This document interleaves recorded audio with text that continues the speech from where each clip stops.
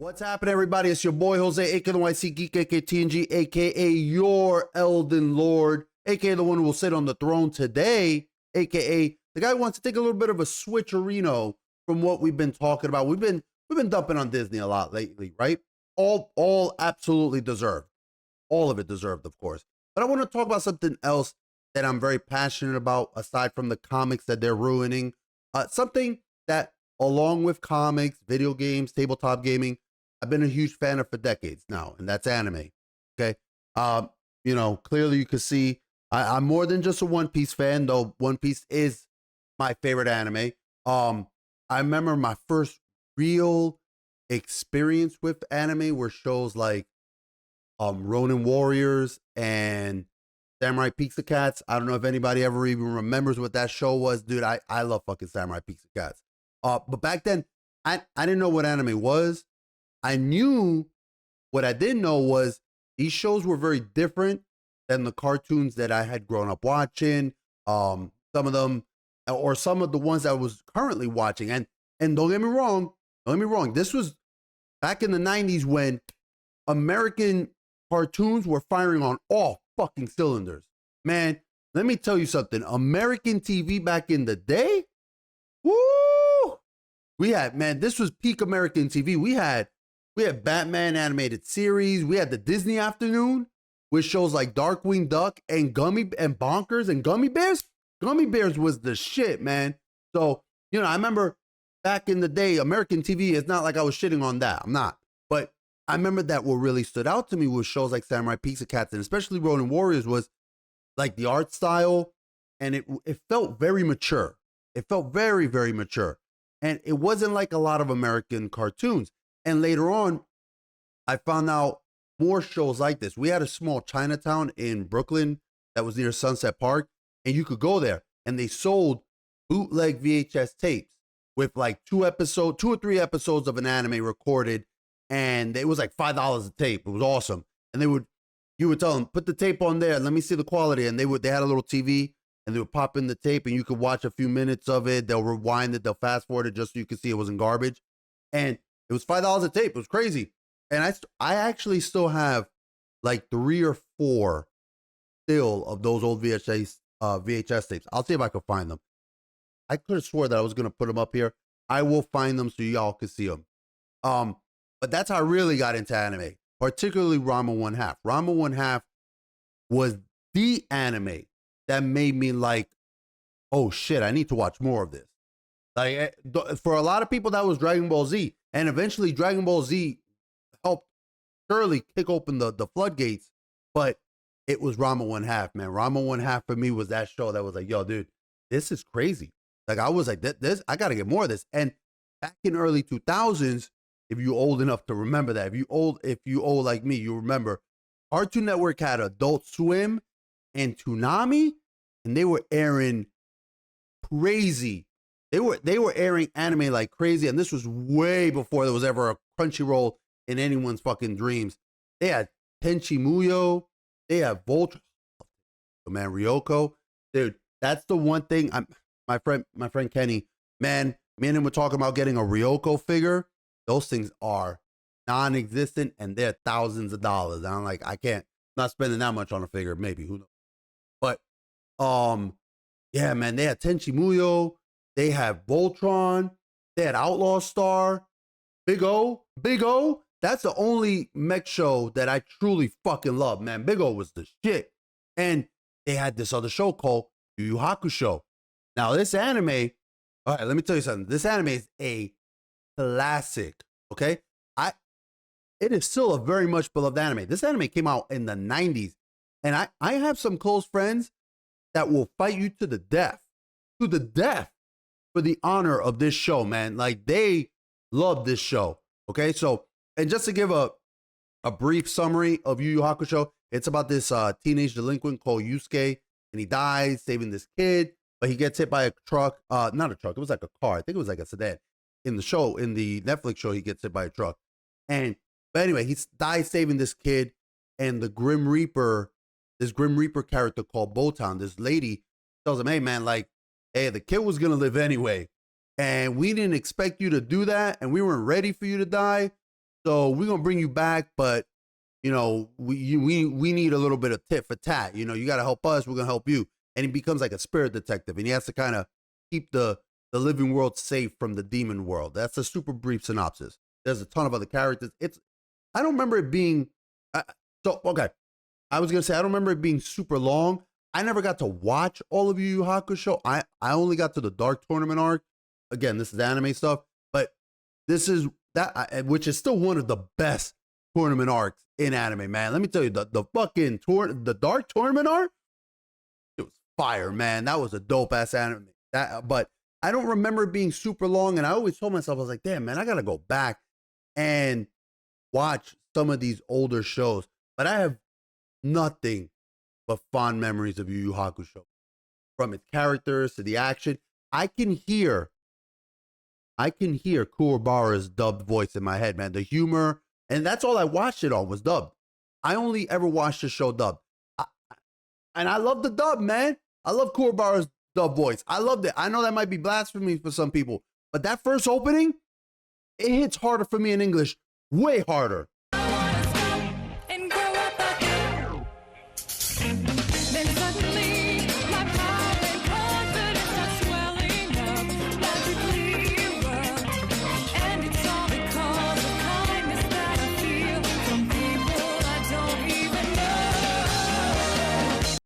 Way harder, man. I like a lot of old anime dubbed more than I used to. I used to like I love Rama 1/2 dubbed more than I like the sub, honestly. But when I saw that the live action Yu Yu Hakusho had come out today, I didn't know how to feel. I was worried, right? Because Netflix has had some terrible live action adaptations, man. They've had some shit. Like Cowboy Bebop, awful, man. Death Note, fucking awful.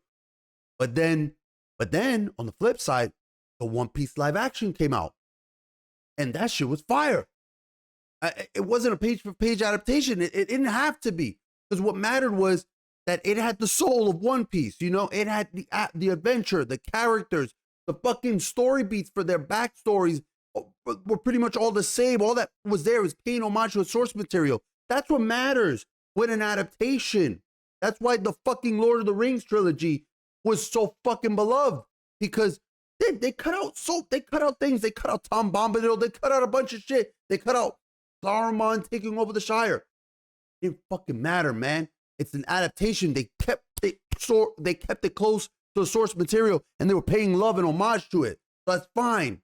That's fine that they change it. And so far, and I didn't know what to expect with Yu Yu Hakusho, because I was like, is it gonna be fucking good like One Piece, or are we gonna get more dookie like Cowboy Bebop? And I've only watched the first episode, but so far I'm fucking loving it. I'm loving it. I'm so happy to say that, because people think that I want to sit for hours. Like, people think that I want shows to be shit. Look, I don't know about y'all. You really think I want to sit here and watch hours of garbage content? No, I want shit to be good, man. I want stuff to be good. I want to be entertained. I don't want to sit here watching shit for hours on end. Why the fuck would I want that? Put myself through that. And I'm going to tell you, the first episode of Yu Yu Hakusho so far, only first episode, has been excellent, man. They got the right actors for this.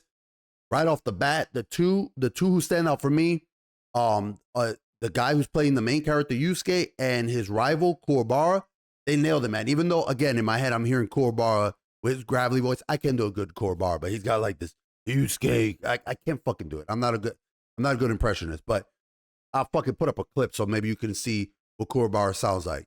Hey, Koenma. You risked your life on Urameshi's fight, and now I'm gonna do the same. So make a place for me.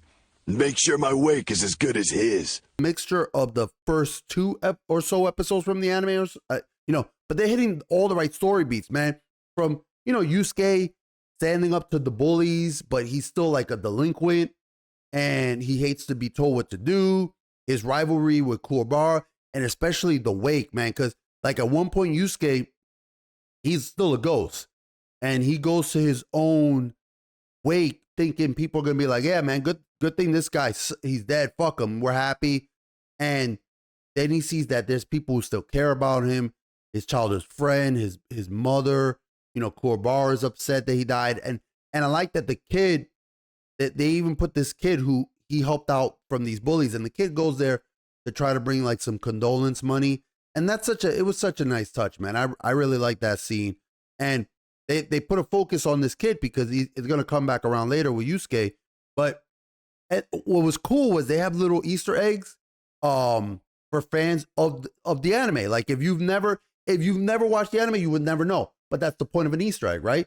And it was cool for like two in particular was the truck driver. There's a scene where there's a truck driver and there's this, he's listening to a radio and they're playing the first anime opening in Japanese. And like I said, it's better in English, but still, I really like that touch. I like the fact that they were like, oh shit, look, like if you watch the anime, you'll know the song and you'll be like, yeah.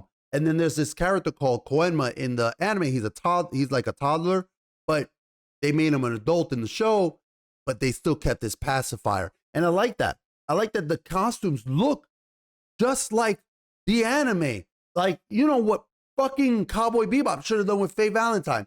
I still will never, ever let those fucking numbskulls live it down. I'll never let them live down the fact that they were like, oh, you know, we couldn't have Faye wear that costume because there's just no way a person could move in that. Fuck you, dude. I've seen cosplayers wearing their costumes for hours.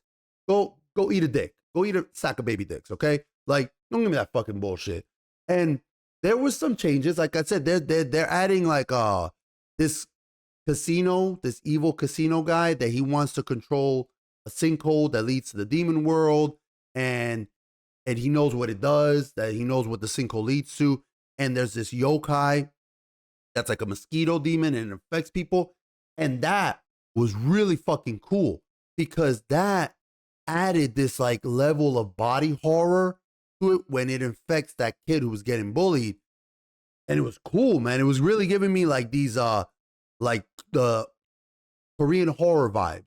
Like if you've ever watched Train to Busan or Kingdom or All of Us Are Dead, like, you know, like how they have the zombies, like they like jerk around and their like body movements are really erratic. Like his movements are all twitchy. I thought that was really cool. Like it was a really, there's one scene where there's this one shot where he's on his back, right? And he's chasing Yusuke, but it's like he's chasing him, like he's slashing at him and he's like crawling backwards on his back. I thought it was good, man. That there was some good action there. Like I said, it's only the first episode, right? It's only the first episode. There's still 5 episodes. There's which feels short. It felt short. I don't know if they maybe I don't know if they were maybe worried about it not having the same, how do I say it? Like, you know how like One Piece is its own fucking religion, right? One Piece is massive. There's no other fucking anime like One Piece. I don't know if maybe the creator of the show was a little worried that maybe people might not be as familiar with Yu Yu Hakusho because it is a much older anime. It's almost 30-year-old anime. If not older than that, it might be. So I don't know if maybe that's what he was worried about or what they were worried about, the studio. But, you know, look, if they felt like they could tell a good, compact story in those first 5 episodes, there's no need to stretch that shit out. So I'm just saying it just in case you're like, oh, 5 episodes, is it done? Yeah, they're like about close to an hour long. And hey, I'm going to watch the next 4 episodes probably tomorrow. I'll probably watch them all tomorrow, put on my thoughts early Saturday morning and tell you guys what I think. I just wanted to get out my opinions on this first episode and to tell you so far, I'm very optimistic. I really like it. If the remaining 4 are as good as this, man, then Netflix has broken that live action curse, man.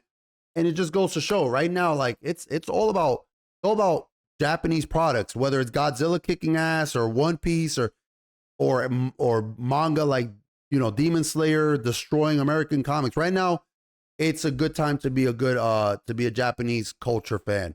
So anyway, let me know what you guys think. Tell me, have you guys watched have you guys watched Yu Yu Hakusho yet?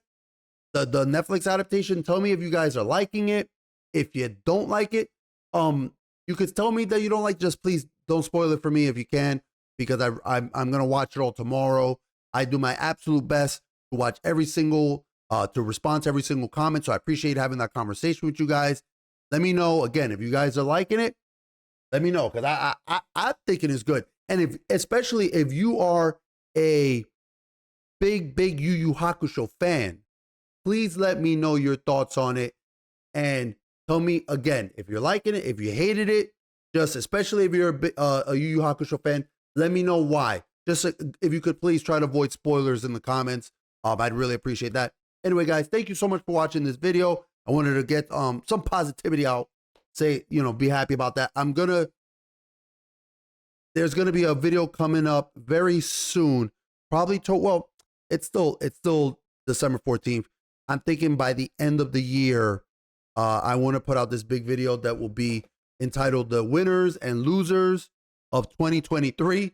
That's going to be a fun project to work on. But anyway, as always, guys, I truly appreciate your time. It is so precious. I truly want you guys to understand how precious time is in today's crazy day and age. I always appreciate you guys spending the time watching my videos. I want to thank you for that. Please take care of yourselves. Stay safe.